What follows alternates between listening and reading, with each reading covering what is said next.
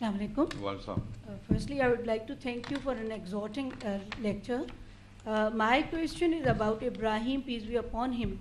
As you said, he had only one wife. Was she Hajra, who went between Safa and Marwa? And I would like to ask you about the significance of Safa and Marwa as well. Okay, actually in the Quran, when I was discussing in the ayahs that she was standing and the good news was given to Ibrahim Islam's wife. The Quran does not give any names to any prophet's wives, including Ibrahim Islam or any prophet wife is not. No woman's name is mentioned except Maryam. In the Quran, the name is only Maryam, peace be upon her, name is mentioned, woman. Otherwise, so if you were thinking that Hajra or among the Hajra or Sarah, now whom to select? because the Quran speaks of one wife. So let us see what because in the concept is the people believe so-called that Sarah and Hajra run between these two mountains, Safa and Marwa, and because now all these people are following the Sunnah of Hajra. I don't know, Muhammad Sallallahu Alaihi Wasallam and all the prophets was when doing Safa Marwa was thinking about Hajra? I don't know. Because Quran says, Atiullah wa Atiur Rasul, obey Allah and follow the messenger. So now if you look Al-Baqarah 2 and ayah 158, Inna Safa wal Marwata min sha'airillah, faman hajjal bayta awir tamara, fala junaha alayhi an yattawafa bima, waman tatawwa khairan fa inna Allah shakirun alim. Surely Safa and Marwa are from the symbols of Allah. So whosoever perform Hajj pilgrimage to the house or Umrah visited, it is not a sin over him that he goes around them. And whosoever volunteers better, then surely Allah is He who is thankful knower. In the ayahs of Allah, Allah says, Safa, Inna Safa wal Marwata min sha'illah. So Safa and Marwa are the symbols of Allah. Faman hajjal bayt awitava. If you are for visiting there for Umrah or for Hajj, if you go around this Safa and Marwa, there is no sin in it. So this is enough. But why to bring Hajra in between? Why she came is again if you go to the Bible, I will refer to, if you write down the reference, Genesis 16 and 15 verse. And Hagar bare Abram a son, and Abram called his son's name, which Hagar bare Ismael. Therefore she said unto Abram, cast out of his bondwoman and her son, for the son of this bondwoman shall be heir with my son, with Isaac. Now Sarah did not like this idea that Ishmael was born from the bondwoman. So she said to Abraham, cast out of his bondwoman and her son, so that they cannot become the part of inheritance. So shall be heir with my son, with Isaac. So now Abraham, in Genesis 21 verse 14, Abraham rose up early in the morning and took bread and a bottle of water. And he gave it unto Hagar, putting it on her shoulder and the child, and sent away, and she departed and wandered in the wilderness of Beersheba. Wandered in the wilderness of Beersheba, that is referring to the desert. Now this bottle of water and Hagar and the son Ishmael, the small child, was sent away by Abraham in the Bible in the desert. And then that the story comes. So, but the Quran does not speak. Safa Marwa are the symbols of Allah. Then there is no sin if you do pilgrimage, if you go around it. This is not the concept of the biblical. Everything has come from Bible. Assalamu alaikum. I'm Mrs. Sabur and I are playing that lecture, Sheikh Sahab. And my question is, what is the sadaqah of life or redemption for any wrongdoings? Yes, in my lecture also I said that people want to redeem themselves or want to ransom them by slaughtering a goat. Continuously, whenever their life is saved, they want to slaughter the goat and take the redemption. That my life is saved, let's slaughter the goat. It is incumbent that we have to slaughter the goat because our life is safe. You see, first of all, this concept, I'll refer to the Bible because many things are coming from the Bible.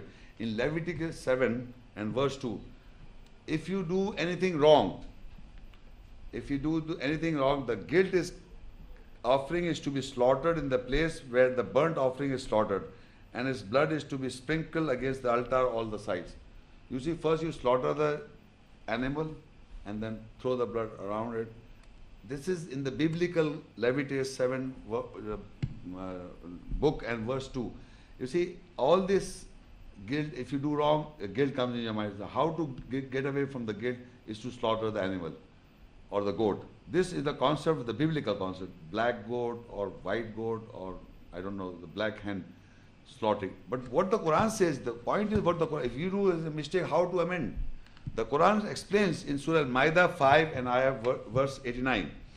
لا يؤاخذكم الله باللغو في أيمانكم ولكن يؤاخذكم بما عقدتم الأيمان فكفارته إطعام 10 مساكين من أوسط ما تطعمون أهليكم أو كسوتهم أو تحرير رقبة فمن لم يجد فصيام 3 أيام ذلك كفارة أيمانكم إذ حلفتم واحفظوا أيمانكم كذلك يبين الله لكم آياته لعلكم تشكرون. Allah will not catch you with nonsensical or any wrongdoing or ungrammatical talk in your right, and He will catch you with what you fastened tied the knot in your right. And the atonement or the amendment, the correction is feeding for the 10 needies. You have to feed, to correct yourself, amend yourself, you have to feed 10 needy people, 10 poor people you have to feed from an average of what you feed yourselves. Not that what you eat, you have to feed the 10 poor people with the same to your family, or garb them distinct uniform, or give them clothes, or liberate a free slave. This is the how to, if you have commit something wrong, then you have to feed 10 people who are needy, or clothe them, or free the slave. And if you do not have these means, if you are yourself is a poor man, you don't have these means, then you have to fast for 3 days. This is how you come up, over your this thing, this guilt and correction. This is whosoever does not find this, then fast for 3 days. That is the amendment, correction of your right when you take an oath, and preserve your right. Likewise, Allah clarifies His ayahs, signs for you so that you may be thankful. So you must understand, to amend your life in any wrong you have done. If you are a poor person, you don't have the means to spend on 10 needy people, then you fast for 3 days. Or if you're wealthy, if you find somewhere a person who is a bond man, then you have to free the slave, one slave, or 10 needy people. Clothe them also and give them food and nourishment. This is how you. Then you give 10 needy. Yeah, there is no slave, but there are in the interior there are many slaves. If you go nowadays, there are many slaves. If you go to the interior of Sindh and Punjab, many slaves. Sheikh Sahab, if Ibrahim, peace be upon him, did not slaughter his son physically, then what is the significance of Qurbani, the slaughtering of cattle in Hajj and Eid al-Adha? Okay, in Hajj and Umrah, you see, first of all, not Umrah, in Hajj, when people go to Hajj in Mina, there is a place where you have to slaughter the cattle. But if you are not able to go there, or if you are staying here, then we slaughter animals in the rest part of the world. You have seen this is the Qurbani as famous as Qurbani. So this is mentioned in the Quran in a different aspect, not the way as the Bible says that the father was slaughtering the son, and then the goat came or the ram came. The Quran says in a different way. It says وَأَتِمُّ الْحَجَّ وَالْعُمْرَةَ لِلَّهِ فَإِنْ أُحْصِرْتُمْ فَمَا اسْتَيْسَرَ مِنَ الْهَدْيِ وَلَا تَحْلِقُوا رُؤُوسَكُمْ حَتَّى يَبْلُغَ الْهَدْيُ الْمَحِلَّ فَمَنْ كَانَ مِنْكُمْ مَرِيضًا أَوْ بِأَذًى مِنْ رَأْسِهِ فَفِدْيَةٌ مِنْ صِيَامٍ أَوْ صَدَقٍ أَوْ نُسُكٍ. Okay, and complete Hajj and Umrah for Allah. So if you are being encircled, besieged, then seek what is easy, give from the gift. And do not shave your heads until the gift cattle reaches the place of sacrifice. And whosoever is ill from you or hurt with it from his head, so ransom from fast or charity or reclusions. Now here is the verse. Now in the Arabic is famas taisara minal hadiya. In Arabic, hadiya means gift. So he says you complete the Hajj. If you're over there or Hajj, then the Qurbani is there. Okay, you give this gift. In Arabic is hadiya. You don't redeem. Redeem is fidya. In Arabic, fidya means instead of your life, you give fidya of a goat. Fidya in Arabic means redemption or ransom. But in Arabic, is hadiya. You are giving gift to Allah. When you go there, like we exchange gifts to each other. Similarly, you are giving in love and affection for Allah, you give gift. And in Arabic is hadiya. And for hadiya, it can be anything. A gift can be anything. But Quran specifically says, during Hajj, if you go to Surah 22, Al-Hajj 22 and Ayah 28, that hadiya should be from the cattle. It mentions here, liyashhadu, Surah Al-Hajj 22 and Ayah 28. لِيَشْهَدُوا مَنَافِعَ لَهُمْ وَيَذْكُرُوا اسْمَ اللَّهِ فِي أَيَّامٍ مَعْلُومَاتٍ عَلَى مَا رَزَقَهُم مِّن بَهِيمَةِ الْأَنْعَامِ فَكُلُوا مِنْهَا وَأَطْعِمُوا الْبَائِسَ الْفَقِيرَ. That they witness the advantage for them and remember the name of Allah in the days known over that which has provided them from the cattle. So eat from them and feed the distressed needy person. So in Surah Al-Hajj 22 and Ayah 28, that Allah here he says that the days that are mentioned known in Hajj days are known to mankind. Once we are there, so you have to eat from the cattle which He has provided for you and to the distress. So if you are on Hajj, if you are there, then you give this gift to Allah, and these are from the cattle. And then this cattle's meat is stored, and throughout the poor countries the Saudi governments send away. Similarly, if you do not go there, then you are here or any part of the world. If you do not, then it says if you are the ayah that I was reading, there's وَأَتِمُّ الْحَجَّ وَالْعُمْرَةَ لِلَّهِ, then complete the Hajj and Umrah for Allah. فَإِنْ أُحْسِرْتُمْ فَمَسْتَيْسَرَ مِنَ الْهَدِيِ. And if you are being encircled, besieged, then seek what is easy to give from the gift.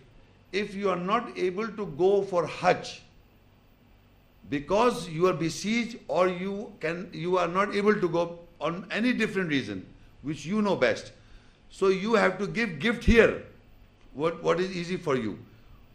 Then seek what is easy from you from the gift, and that should be from the cattle.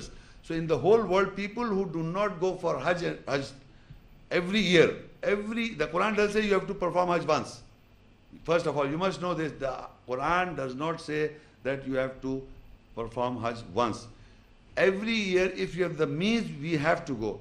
And if you are not going because of certain reasons, we are besieged or we are encircled by our works or whatever, then you have to give a gift to Allah, what is easy from you. Either goat or a cow or a camel or a lamb, whatever is easy for you. This is what it says. And once you are there, I will just read that verse completely. فَإِذَا أَمِنْتُمْ فَمَنْ تَمَتَّعَ بِالْعُمْرَةِ إِلَى الْحَجِّ فَمَسْتَيْسَرَ مِنَ الْهَدِيِ. So when you are in security, then whosoever participated, enjoyed with Umrah towards the Hajj, then seek what is easy from the gifts, and that is our cattle. So we give hadiah of cattle from the cattle, whatever is easy. If we are there, we are giving hadiah from the cattle and slaughtering it. And if we do not go there, then we give here hadiah from the cattle. This is mentioned in the Quranic ayahs. So we are not giving fidya. Fidya is in the Arabic means ransom or redeem. Like Abraham was slaughtering the son according to the Bible, and God might redeem Abraham by giving a ram instead of slaughtering the son. He slaughtered the goat. Is mentioned in the Bible, not in the Quran. So we are doing not redeeming of fidya. We are not giving fidya. We are not ransoming our lives. We have to struggle our life, give our way to Allah, as Allah in Ibrahim Islam Ismail said that they purify the house for those who are standing, bowing, and prostrating. So we are for Eid al-Adha or Hajj, we are giving this for gift. We are giving the gift, hadiyah. And once we give all this, the amazing part is that Allah is clarifying to us, because people think that even if you are doing hadiyah and giving this goats and everything, He says, لَن يَنَالَ اللَّهُ لُحُومُهَا وَلَا دِمَاؤُهَا وَلَكِنْ يَنَالُهُ التَّقْوَى مِنْكُمْ كَذَلِكَ سَخَّرَ لَكُمْ لِتُكَبِّرُوا اللَّهَ عَلَى مَا هَدَاكُمْ وَبَشِّرِ الْمُحْسِنِينَ. It is not their meat and not their blood that reaches Allah, but the taqwa, God reaches Him from you. Like that He subjugated, serviceable for you, and that you greaten Allah over what He guided you, and give good news to those who are good doers. Now, Allah says, when you are giving this hadiyah of cattle, so the blood and the meat does not reaches God. And we sense this. We say that this meat should reach God. It is not reaching God, because what we are slaughtering the animals and giving this meat to the poor is for the order of Allah to feed the poor. We are doing it. Not that this, Allah says, it is not their meat, not their blood that reaches Allah. It is your taqwa. It is your guarding your life or governing your life, as Allah says in the ayahs. So that is what it reaches. Not that you are sending this blood and then giving this meat in the way of Allah and thinking that it reaches God. It does not reach God, because He is not hungry for this meat and everything. But the taqwa, God reaches Him for you. So that He subjugated services, Allah made these all animals serviceable for us or subjugated for us, these cattle, that you greaten Allah over what He has guided you, and give good news to those who are good doers, like this. Yes. Walaikum salam. I am Kamran Salim. Yes, please. After listening your lecture, I came to know that slaughtering animals is a biblical concept on Eid al-Adha in the remembrance of Ismail and Ibrahim alayhi salam's sacrifice. So I want to ask how our forefathers adopt this concept, and were they all wrong, or they did not have any knowledge? Okay, you see, the problem is, you see, these concepts of what we read in the Bible also about the slaughtering. You see, these Christians or the Jews in all times have been converting themselves and becoming Muslims. But they had these links before in the past. Once they became Muslim, they didn't see the Quran as it should be seen. They believe, the Jews and the Christians who reverted into Islam, they thought that this biblical is also some word of God. And the stories are almost similar, it's all the same and one and the same thing. So they're reading the Bible and they're also reading the Quran, and all this in the Bible, what they've got in their mind, they're seeing it in the Quran, it's not in the Quran. So this is the trouble going on in the people who are converting into Islam. They brought these biblical concepts with them. They brought the biblical concept, and they thought what they are reading in the Quran, they bring, oh, this is Ibrahim, okay, this is the same slaughter. So it's in the mind already existing in the biblical. So remember, when you're reading the Quran, you must understand, once I read the Quran, the things that come in your mind, it comes in front of you, which you already know. So you must try to push away that and try to see what the Quran is telling you. So you must have this Quranic point of view first, and then you can think, okay, this is what Bible says, I know this and I know it from before. But the problem is people, they got the concept of what Bible says and they put it in the Quran and think this also Quran is saying the same thing. It's not saying the same thing at all. This is the problem that's going on. So in the Quran, if you have this kind of problem, so in Baqarah 2 and Ayah 170, it says, وَإِذَا قِيلَ لَهُمْ اتَّبِعُوا مَا أَنزَلَ اللَّهُ قَالُوا بَلْ نَتَّبِعُ مَا أَلْفَيْنَا عَلَيْهِ آبَاءَنَا أَوَلَوْ كَانَ آبَاؤُهُمْ لَا يَعْقِلُونَ شَيْئًا وَلَا يَهْتَدُونَ. When it is said to them, follow what Allah has revealed, they said, we follow what we found our forefathers over it. What if their forefathers did not use intellect in anything, and nor they are guided? So whenever the ayahs are revealed to them, when it is said to them, follow what Allah has revealed, these ayahs are Allah's revelation. They say, we follow what our forefathers followed. So our forefathers were reverts or converts. So they had got this all biblical concepts in them, and they're reading the Quran and they're putting in front of the mind. So this is what. So Allah said, what if their forefather did not use intellect in anything, and they were not guided, meaning if they did, so you will follow that. And I was telling in my lecture also, normally parents kill their children by making sure that they believe what they believe. They try to kill their children by clothing them by their judgment, and they kill their children by conveying the message, what they believe. This is how a child, when he's very young, in spite of he understands the truth, but still he's thinking that I may be wrong, because of the parents forcing them to believe in what to. In the Quran, there is no compulsion. La ikraha fi din. In the Quran, Allah expects you to educate your children, environment everywhere. But you can't force people to believe in Islam. It is their own free will. They will come to Islam, not by force. Okay.